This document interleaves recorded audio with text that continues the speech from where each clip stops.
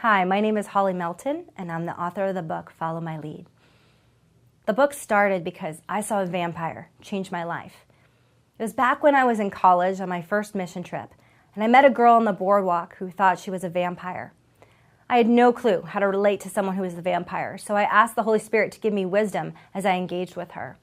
So I asked her, well, what makes you a vampire? And she said that she's tried to kill herself and hasn't been able to die. She sacrifices animals and she drinks their blood. I asked the Lord, how am I going to relate Jesus to a woman who thought she was a vampire? And as I asked the Holy Spirit to give me wisdom, He showed me that she's believing partial truths, but I could tell her the whole story, that she is immortal, that there is a final sacrifice, and that blood is essential. That day, I saw this woman who thought she was a vampire not only say yes to Jesus, but the next day she came running up to me and said, Holly, I want to learn how to share my faith like you shared with me. And I just thought, wow, Christians don't even want to learn how to share their faith. So we went out on the boardwalk of Ocean City, New Jersey, and we met a boy named Mark. And this girl, Christy, who was a vampire yesterday, got to share the same presentation of the gospel to Mark. And she said, Mark, do you know that we are immortal, that sacrifice is necessary and blood is essential? And she proceeded to share the gospel with Mark. And he prayed to accept Jesus into his life right there. What's crazy is that 2 weeks later, I'm at the airport, and a woman comes up and starts talking to me, and I share with her about this woman, Christy, who came to know Jesus.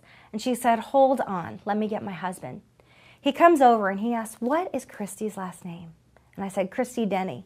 And he said, did you know that her father goes to our church? I'm the pastor, and we've been praying for her for 5 years, but we've never been able to share the gospel with her.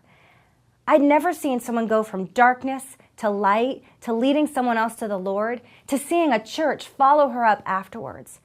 And from that day on, I have been so excited to be able to see how the Holy Spirit can show me how to connect Jesus with others in very unique ways. I've gotten to see a madam who oversaw prostitutes all over the country come to know Jesus. I've gotten to have a conversation with a professor in one of the most prominent universities in the Middle East and have an authentic conversation about Jesus. If you were to tell me a few years ago that I would be having these conversations, I would say I'm not equipped. But I've learned that we'll never be equipped. The only real equipping we need is to be filled with the Holy Spirit, and He will show us what to say.